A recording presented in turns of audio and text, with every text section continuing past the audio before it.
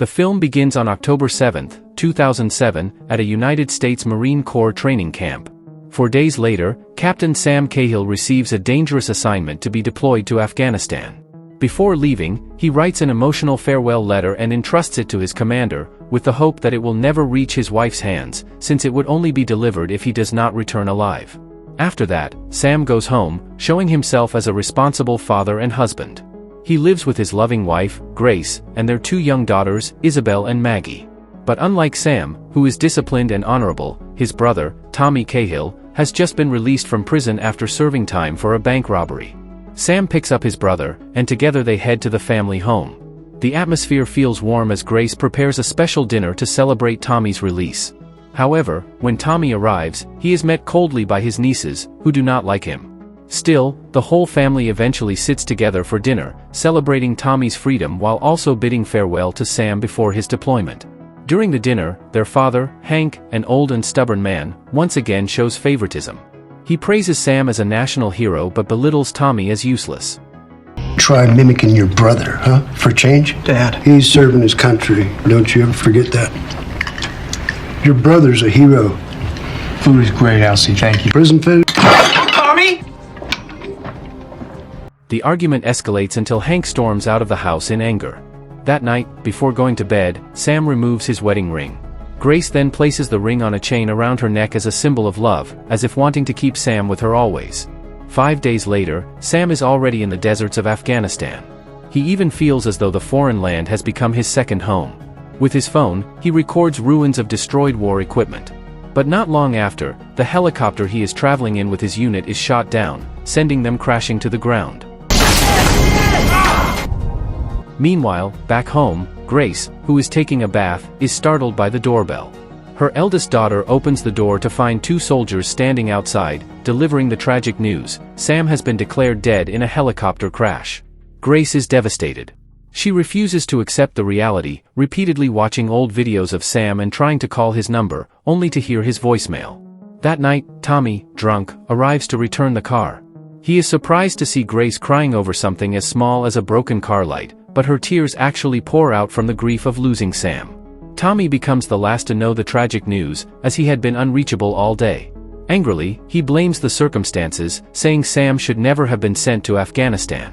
In his sorrow, he goes back to his parents' house and sits on the porch until his stepmother approaches him, though he chooses to remain alone. The next day, Grace prepares her daughters for the funeral, though they refuse to wear black dresses. At the somber ceremony, Grace receives Sam's farewell letter, the one he had entrusted before leaving. She fears reading it and chooses to keep it sealed.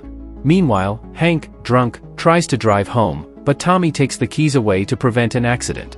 Their argument reignites. Hank accuses Tommy of being useless, while Tommy counters that Hank was never a good father, having filled Sam's head with false military dreams.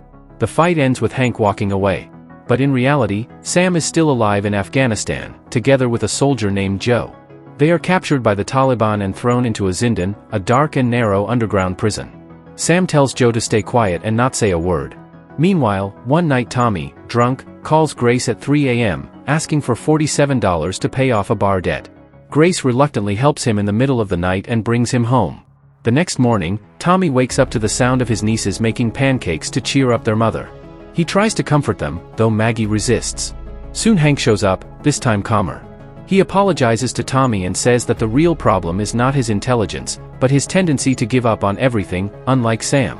Back in the Taliban prison, Sam sees a helicopter flying overhead and tries to signal it by breaking the wooden cover, but he is immediately threatened at gunpoint.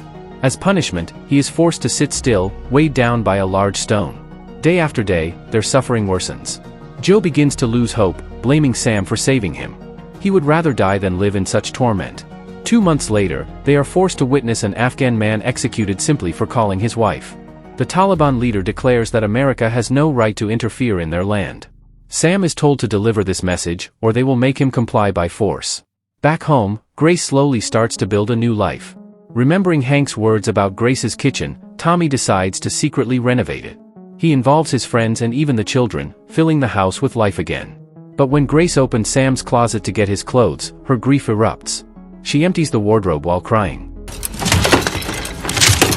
Take it off.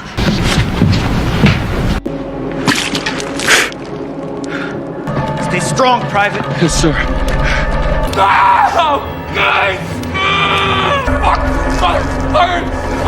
In Afghanistan, Sam hits rock bottom. He is tied up, tortured with water, and forced to choose between life and death. Joe is tortured with heated iron until he breaks. On camera, Joe is coerced to declare that America has no right to be in Afghanistan and even mentions that Sam has 2 young daughters, shattering Sam's spirit further. Belongs to its people. We have no business being here. Meanwhile, at home, the kitchen renovation is completed just in time for Grace's birthday. Happy birthday!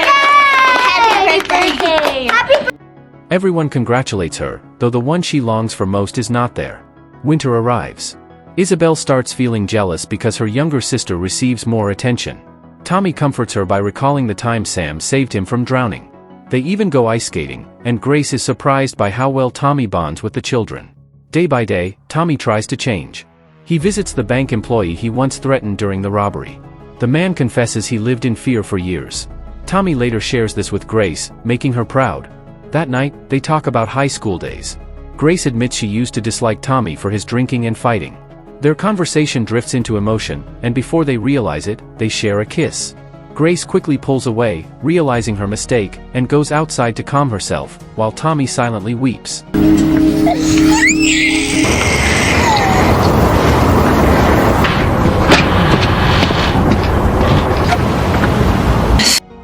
And still, Sam's farewell letter remains unopened, symbolizing a wound that has not yet healed. In Afghanistan, Sam and Joe continue enduring brutal torture until one day Sam is handed an iron pipe and forced to kill Joe. They threaten that if Sam refuses, his family will suffer back home. With a shattered heart, Sam is forced to beat Joe to death while the entire scene is filmed.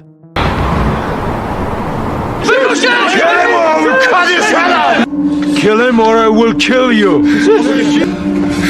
It's you or him.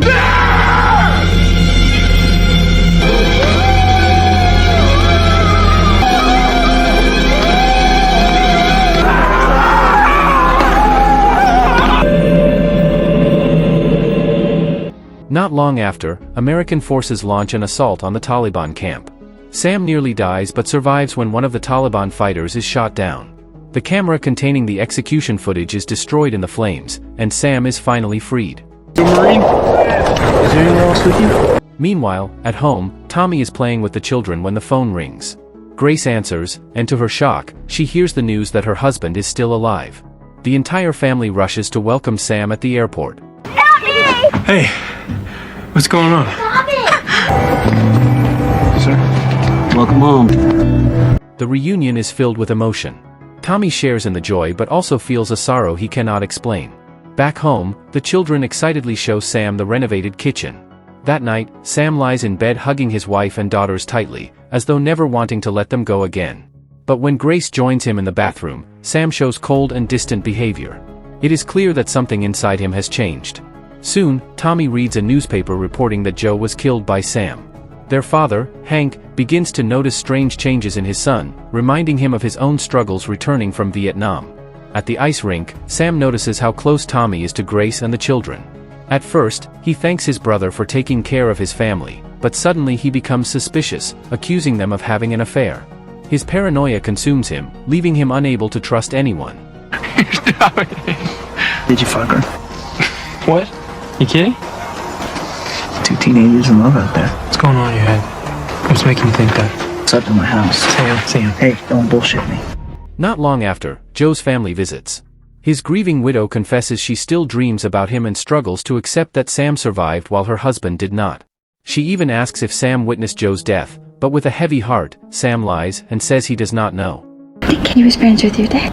Wait, are you gonna wave? Did you hear anything? I mean, was he on his own? Did you see him die? The following night, Sam begins losing control. He roams the house with a pistol, rearranging glasses, then calls his commander, saying he wants to return to duty because no one at home understands him. But his commander insists he spend more time with his family. During dinner, the children begin joking, but Sam suddenly explodes in anger, shouting at them. Grace tries to calm him, but Sam storms off.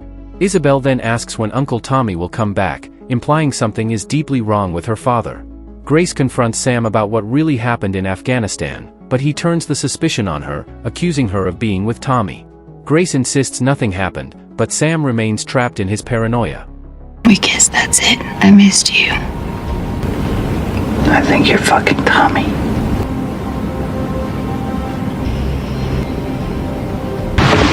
That night, Sam visits Joe's grave and reflects that the soldier was only 21 years old. The next morning, Isabel becomes terrified upon seeing her father return. She steps back in tears. Sam tries to hold his daughters, assuring them everything will be fine. Now, have fun. He then tells Grace that he spent the whole night thinking about their family and finally realized how lucky he is to be alive. They embrace tightly. On Maggie's birthday, the family gathers at Hank's house. Tommy brings a new girlfriend, Tina, whom he has just met. Hoping to lighten the mood, he introduces her, but Tina speaks inappropriately about the military, making Sam tense. Dad, you know? Stop playing with your cake. What do you mean? Isabel, let it go. I didn't get anything that I wanted on my birthday. Dad! Isabel. And you were in stupid Afghanistan. Hopefully, my grades. But we're trying to listen to our guests. Stop it. What got you into it? So, I'm gonna change that though.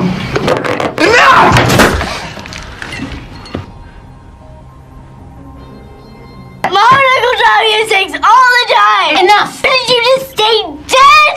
Isabel! Can I go home now? I wanna go to bed.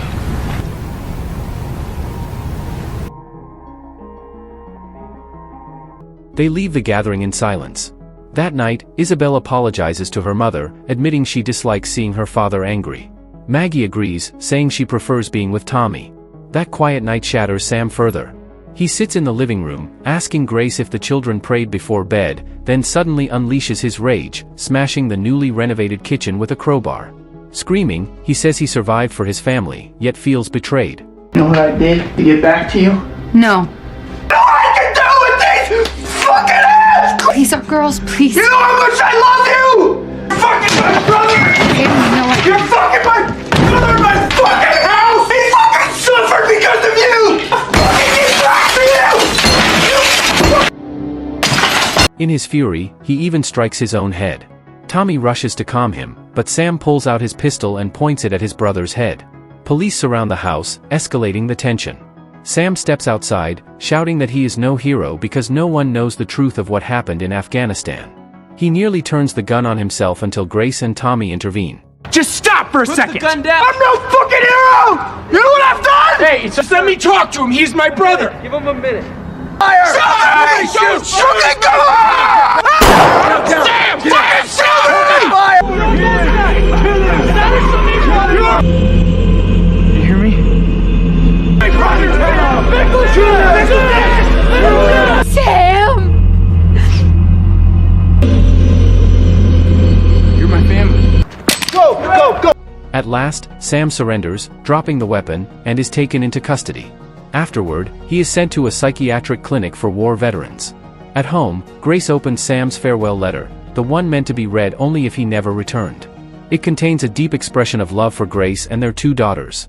The words cut into her heart, bringing her to tears.